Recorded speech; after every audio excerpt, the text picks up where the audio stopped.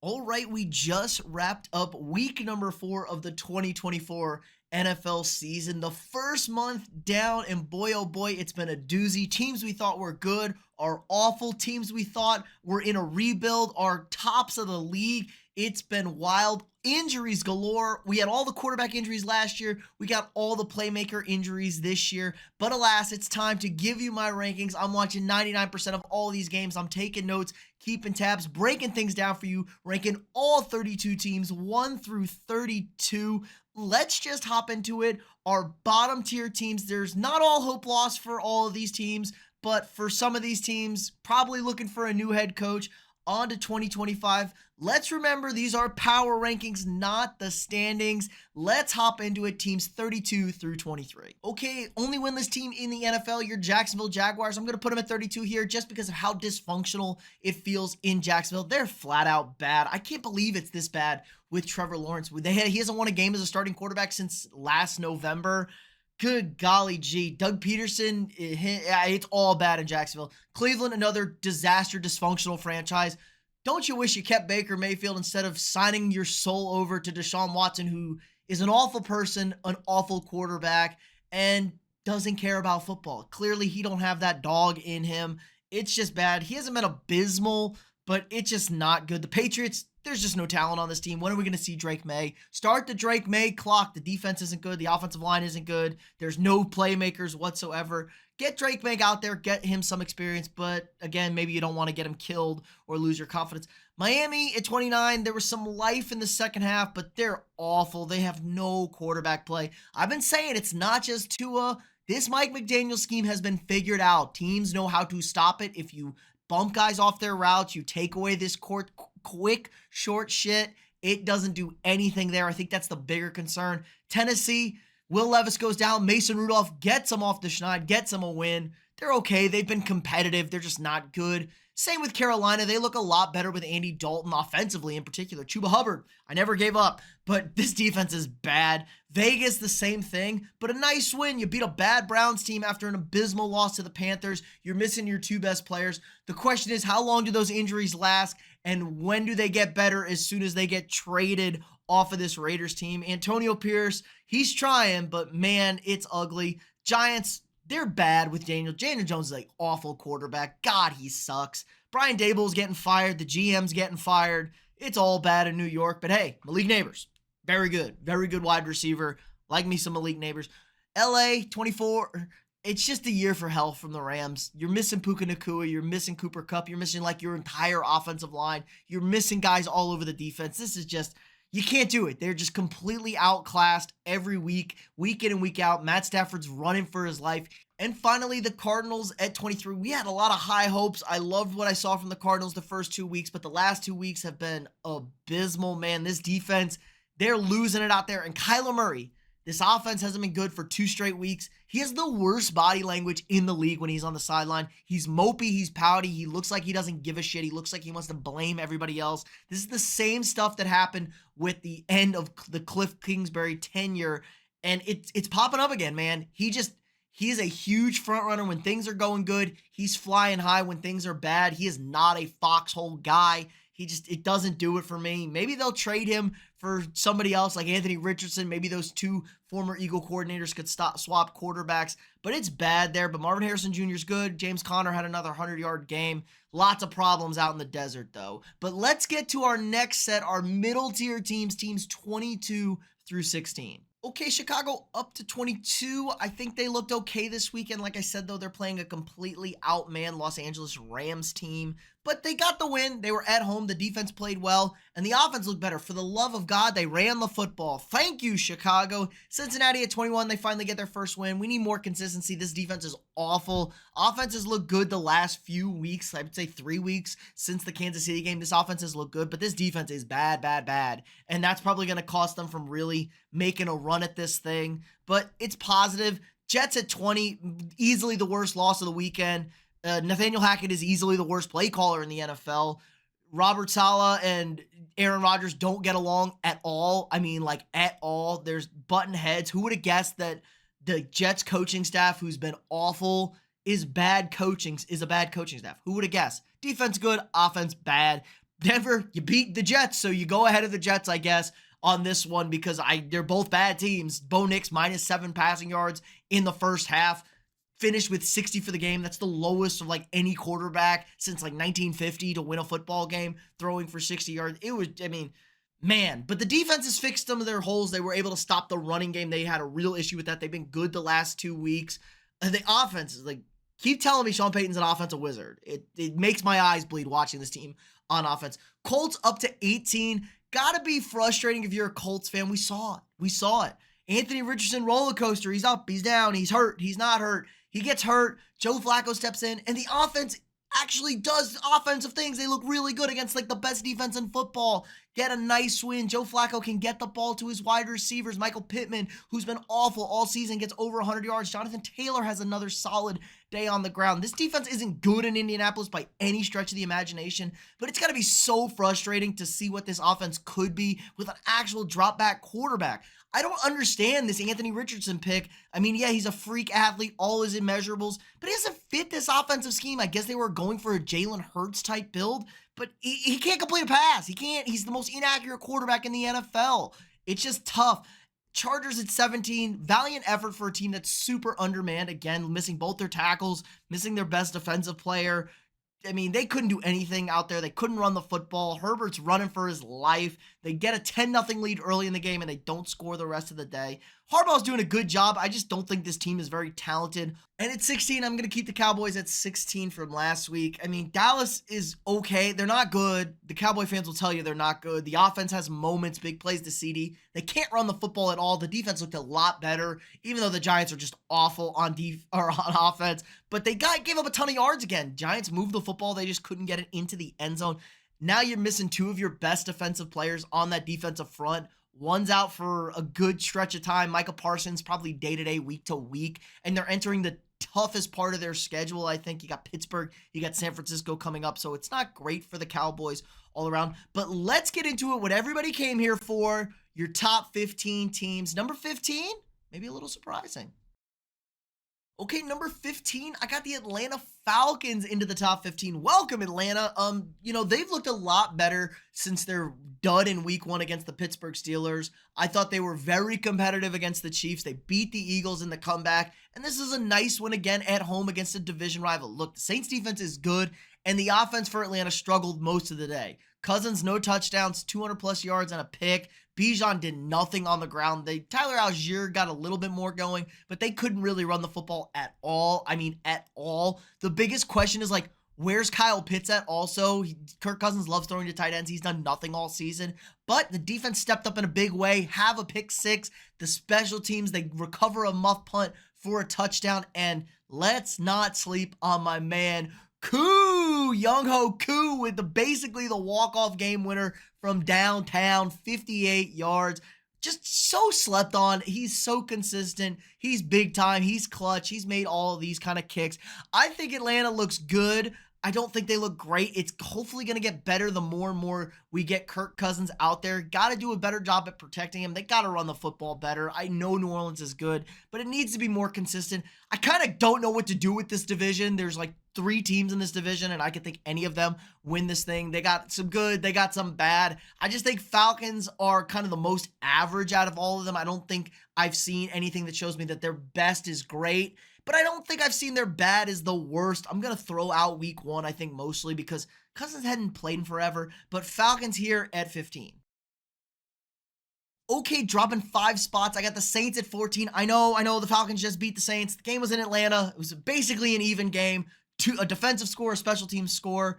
Felt like New Orleans was the better of the teams watching this game. Sometimes that doesn't always work out, but this is a fall from grace. I tried to warn everybody. I told y'all this Saints offense was maybe a fraud.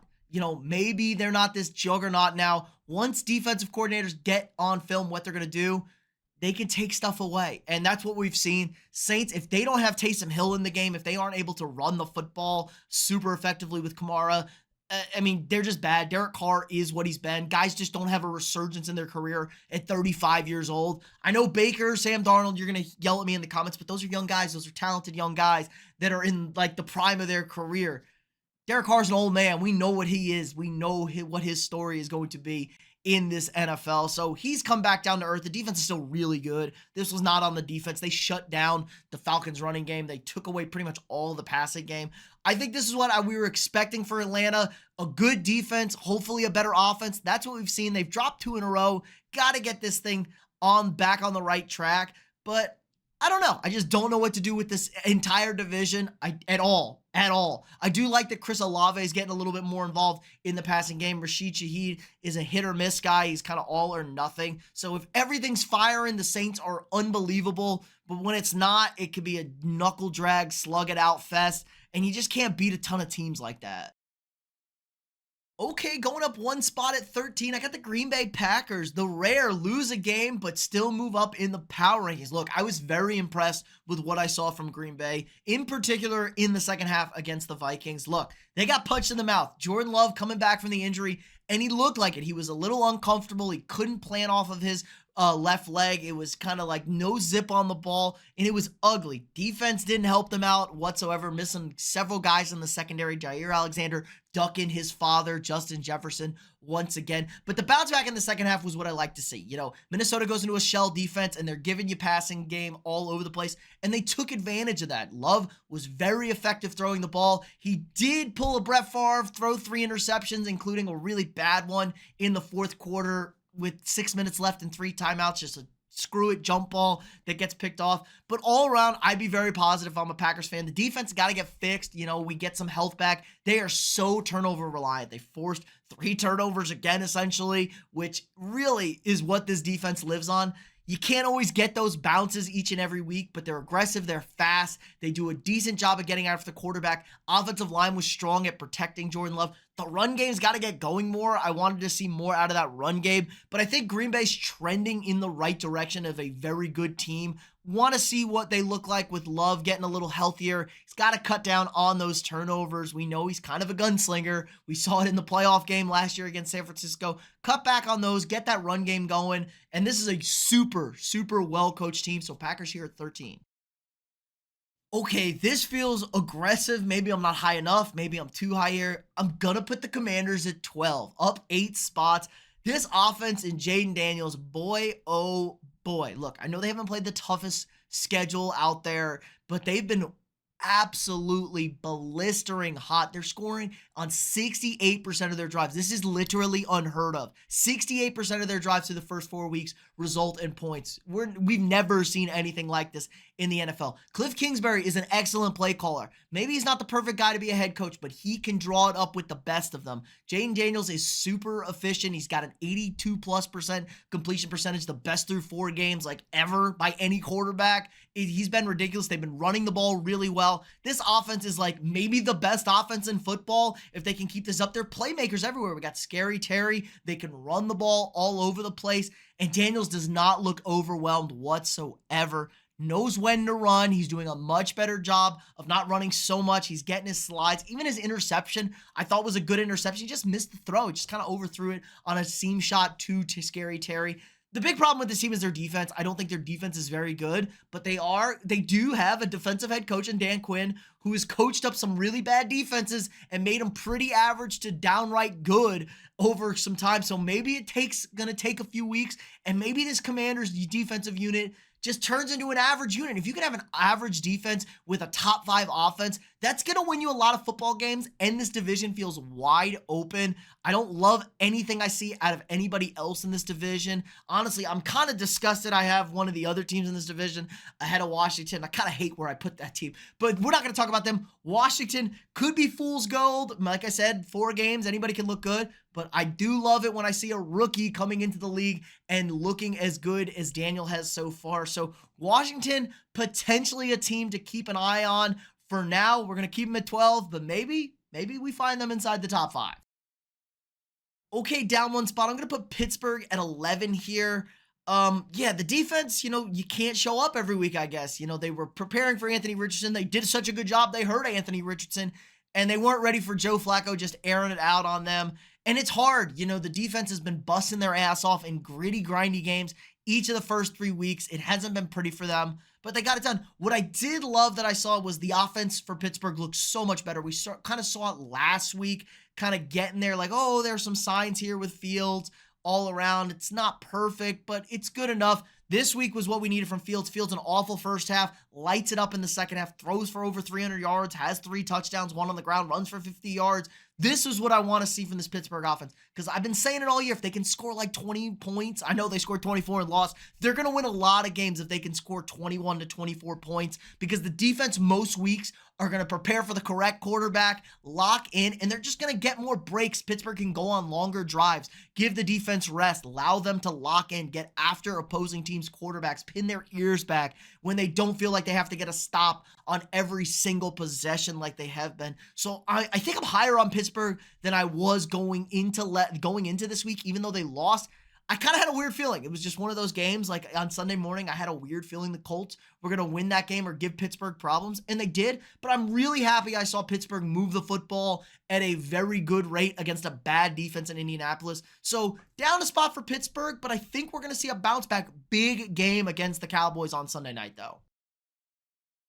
Okay, Eagles here at 10, down 4 spots. I kind of hate this. I kind of feel like I should have put the Eagles at 52 and not 10. This team is just, oh my God. They're so frustrating. They are so frustrating. Another dud performance in the first quarter from the Eagles. Like, I think Tampa Bay was outgaining them at like 255 yards to 0 at a point in this time. Jalen Hurts is getting way too reckless with the football. He's turned the ball over 27 times since last year. He's only played in 22 games. That's Daniel Jones-esque numbers right there. That's just unexcusable. That's just so bad for a guy who's been to a Super Bowl, who's been paid towards the top of this league. He's had elite season. I guess it's been a while since we've seen that now, since Shane Steichen left. I hate this coaching staff. Nick Sirianni doesn't know what the hell he is doing. I mean, he's all over the place. They should have just fired him. I said they should have fired him last year. Hire Bill Belichick, or hire literally anybody else but this bonehead meatball who doesn't know what he's doing. He's just a rah-rah guy. You can't win with that. You got to have an X's and O's guys there. Kellen Moore, I mean, he's had some issues there as the play caller. He's okay, I guess. I don't know. This defense is bad. The secondary is bad. They can't stop a nosebleed. The run defense is good, but it wasn't great against Tampa Bay. But there's just too much talent on this team for me to believe that they're actually this bad. Now, they didn't have either of their top 2 wide receivers. That's going to make things difficult against anybody, especially Tampa Bay, who's had a pretty good pass defense this year. But man, it's got to be frustrating as can be to be an Eagles fans. I know no one's going to feel bad for them because pretty much everybody hates Eagle fans. But this is just, this is tough. I don't feel good about this. Eagles could find themselves at 24 next week, or maybe they bounce back and I'm like, oh man, the Eagles got it figured out. But, Sirianni's a goofy bonehead guy that's going to make a bad decision. So Eagles at 10 for now, but I hate it. Okay, Seattle at 9. Tough game on Monday night on the road, hostile environment against a very good team in Detroit. And I thought they played really bad in the first half.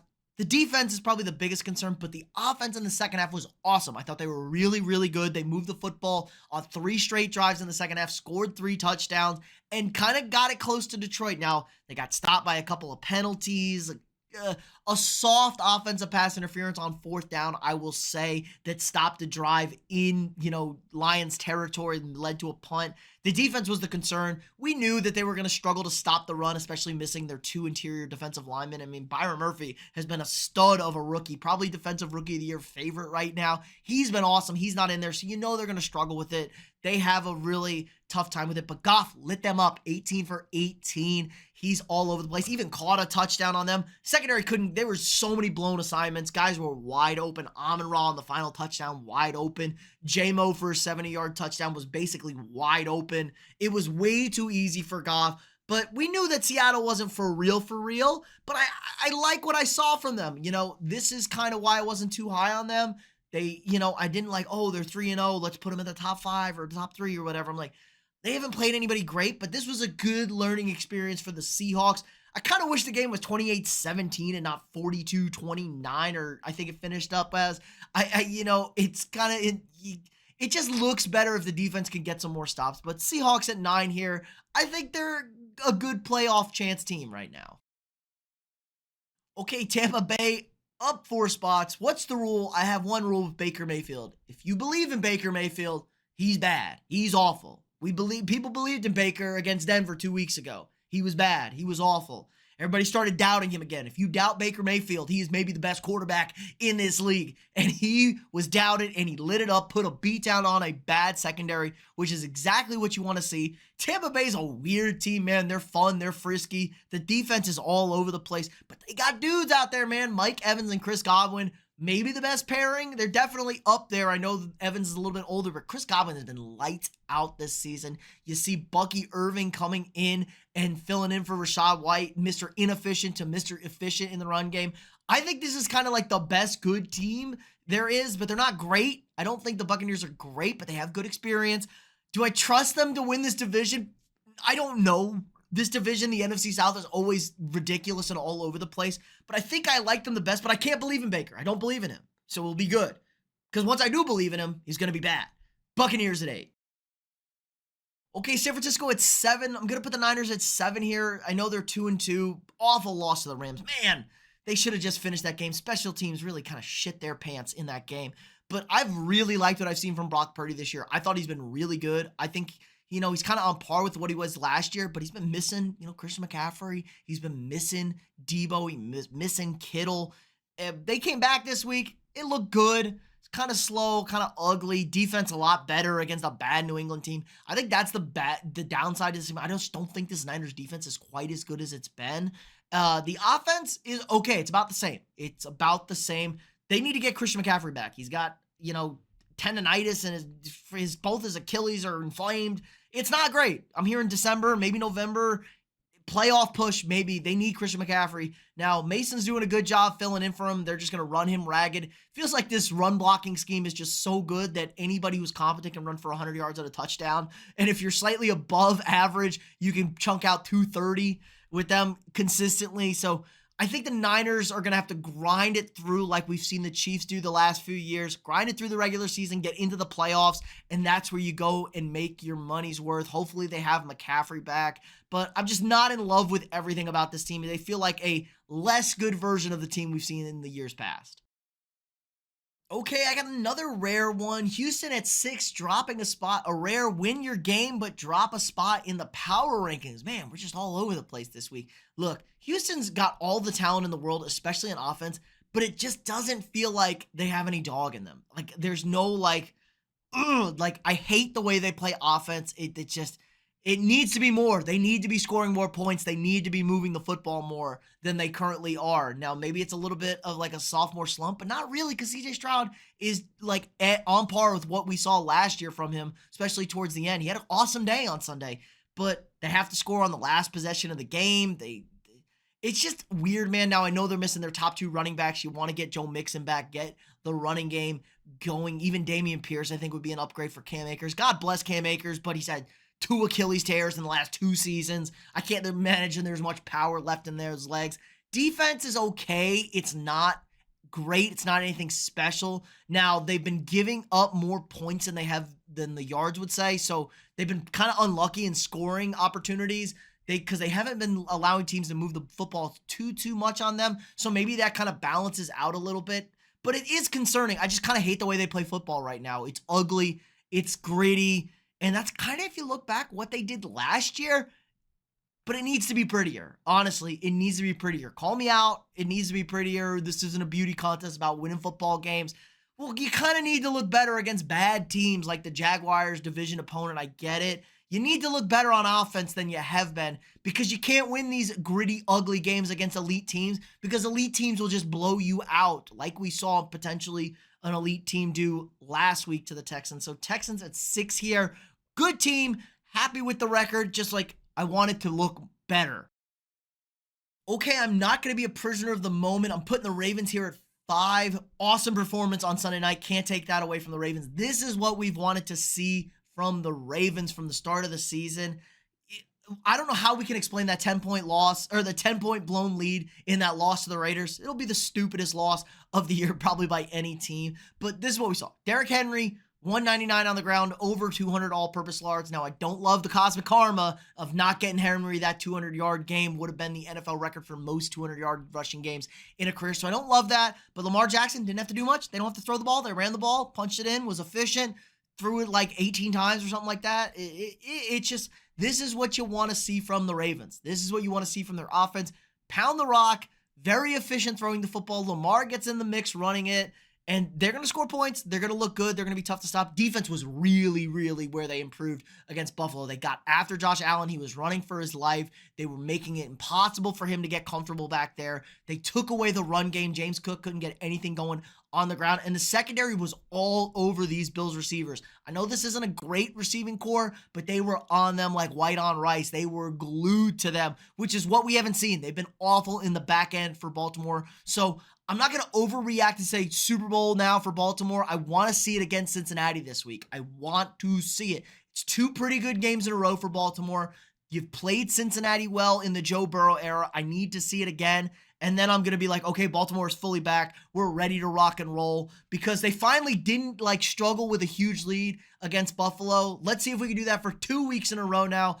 I'm trending up on the Ravens, though. I would be getting giddy with excitement if I'm a Ravens fan out there that like, oh boy, we finally found what we had last year. Okay, at 4, I'm dropping the Bills 4 spots. I know they just got their ass kicked by Baltimore, but still 3-1 on the season, and they've looked better all around. Sometimes you do just have bad games and you get punched in the mouth. Sometimes it's just a bad matchup. I was concerned about this defense, though. This defense has been playing way over their head. I think the first 3 weeks we knew there were holes all over this defense, but they were covering up really well. It got exposed against Baltimore. Just run up the middle. No Matt Milano. There's no guys up the middle there. Just attack downhill. I want to see what Buffalo looks like in the next coming weeks to see if I really need to drop them down a tier that potentially the defense is going to cost them. But the offense couldn't get any footing going. It was all Josh Allen all the time. Receiver, this is where you're missing a big-time receiver, a guy who couldn't get open, that couldn't make a play for you. Now, Keon Coleman had a nice catch or two out there, but he dropped a big ball in a critical spot. They ran the goofy-ass trick play that I kind of hated that cost them this game. I mean, they probably weren't going to win this game, but they were making a comeback in a spot there where we've seen the Ravens fold before, and they run a stupid reverse double pass trick, right at Checky to cheeseburger play. Allen gets crushed, he fumbles, and that's all she wrote, folks. So I'm not going to overreact to the Ravens, not going to overreact to the Bills right now. I do want to see, I got my ears perked up on them because I didn't love what I saw from the defense or the offense. Maybe the Bills go out there and trade for a guy like Devontae Adams. I know you didn't love having Stephon Diggs, but having a dog out there really is the difference sometimes between winning tough playoff games and losing them like the Bills have. Okay, number 3, I'm going to bump the Lions up to number 3. Look, the Lions just kind of have been weird all season, not scoring enough points, not doing what we thought they would do. They've been okay, they're moving the football kind of, but they hadn't scored over 20 points in regulation all season long. Had 26 in overtime in week 1. But tonight, the Lions broke out. 42 points for the Lions offensively. They were throwing the ball all over the place. Jared Goff, a perfect 18 for 18. Didn't throw an incompletion. It was nice. 2 passing touchdowns, a big one to J-Mo that he really didn't have to do much there. And he was pretty good. The pocket wasn't always perfect. Did a good job moving around. And they finally ran the football. Run the football, Detroit. You are a running team. They kind of have gotten away from that. It's felt like the first few weeks been throwing the ball way too much.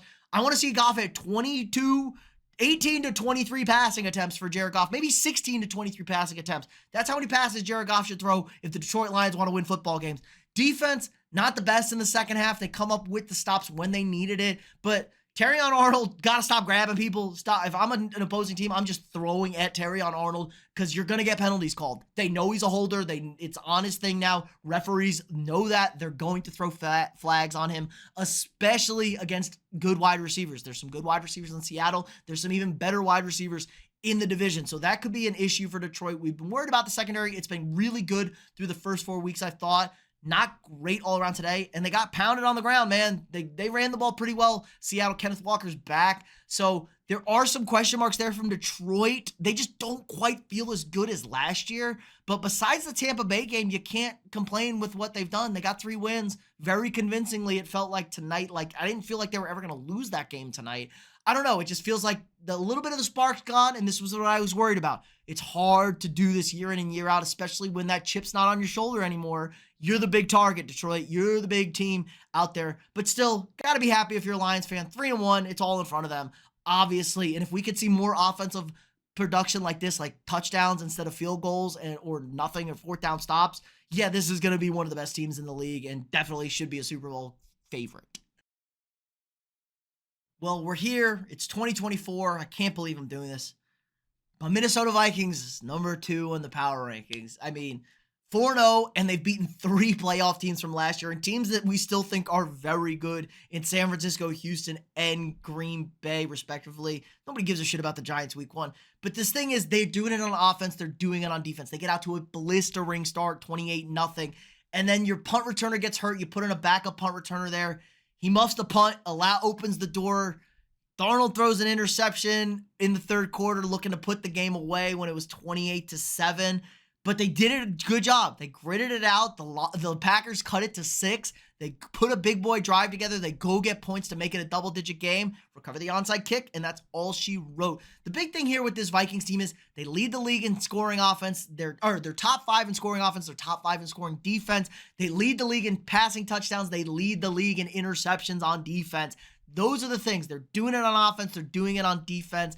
And there's just really no major hole in this team. Maybe the secondary is what you should be concerned with, and there's no dude on the defensive line. They've been great at getting after the quarterbacks, lead the league in sacks, but there's just no one dude out there that can just wreck games. And they kind of struggled to get after Love this week. It wasn't, their best pass rushing performance, and the secondary is not great. There's not any crazy talent out there. That's kind of the weak part of their team. And we were worried. I talked about last week that they were towards the bottom in passing yards given up, but this team forces turnovers. They play fast. It's hard. Things happen. It's on the road in the division. Big win. Offense, yeah, if they don't turn the ball over, they're super efficient. They score touchdowns. Aaron Jones has totally changed this offense. All these runs that they couldn't get last year, running into the back of offensive linemen, no yard gains, 1 yard gains, are now 6, 7 yard games. And that just makes things so much easier for the play calling and Sam Darnold. The pass protection has been way better than I think most people realize. And then you got 2 dudes at wide receiver in Justin Jefferson and Jordan Addison, who had 2 touchdowns after missing the last 2 weeks. So Minnesota, I think, is clearly the best team in the NFC. I shouldn't say clearly. I think they're definitely right now the best team in the NFC, but Detroit is right there with them. What a fun finish it should be for that division if these 2 teams can keep it up, because they've played close games the last few seasons when both have been kind of good. It's been tight even when Minnesota was bad with no quarterback last year. But yeah, I can't believe we're here. We got the Jets in London. Should be a lot of fun. I'm disgusted. The last undefeated NFC team. I hate gassing my team up. You guys know me. I hate gassing my team up, but I just can't deny it. They're just too good everywhere. Could it all come crashing down like I expected to because I'm a Vikings fan? Yes, but for right now, Vikings number 2. And Kansas City stays at number 1 purely out of respect. I have too much respect for this team. I have too much respect for Andy Reid. I have too much respect for Patrick Mahomes. They are beat up. Not gonna lie. They're pretty beat up. Rashee Rice, he's out for the season potentially, but maybe not. It sounded like it was going to be an ACL tear. Now they're saying they're getting a second opinion. He's hurt. He's definitely hurt. Isaiah Pacheco's out for a good chunk of time. This is a problem. Now, maybe Patrick Mahomes does it because he gets bored with football and he wants to make it a little bit more difficult on himself. We saw Travis Kelce getting back into it. You like to see it, but you don't want to see it in September. You kind of want to see that in November. I think they were trying to stash Kelce, but it's all hands on deck. Kareem Hunt back out there running the football. This defense is going to have to carry them. Defense has been really, really good this season. They did a good job of just shutting down a bad Chargers offense all game, and you just let the Chiefs kind of a touchdown here, a field goal there, and then all of a sudden the Chiefs are winning. That's just kind of what they do. You need to get Xavier Worthy more involved. The big, quick play strikes, that was awesome to see. Quick touchdown helps you out tremendously when you're struggling to move the football. I don't know how the Chiefs are going to stay up, but they all don't really have to. They got 4 wins. They're the last undefeated team in the AFC, and they only need to get to 10. I think 10 wins this division, gets them in the playoffs, and we've seen this story before. They've won 2 straight Super Bowls. I just trust this team way too much to doubt them. I'm going to need to see the Chiefs lose probably 2 games before I freak out, or maybe 4 games. Or you tell me they're not going to make the playoffs, then you can freak out on the Chiefs. But until then, I still think the Chiefs are the team to beat in the NFL. But let me know what you guys think in the comments below. Who am I too high on? Who am I too low on? Let me have it. I love to hear it. Love debating back and forth with you guys in the comments. If you haven't already, drop a quick like on this video. Hit that thumbs up. Subscribe to the channel. We got new sports content every single day. If you want to support the channel more, sign up for a channel membership. You get all sorts of access to cool and exclusive content. Help support me, allows me to keep making this great stuff for you guys every single day. And if you want to check out your favorite team in person, head on over to SeatGeek.com. Use code AfterTheReview for $20 off your first purchase. That's SeatGeek.com, code AfterTheReview for $20 off your first purchase. Again, like, subscribe, and share, and I'll see y'all tomorrow.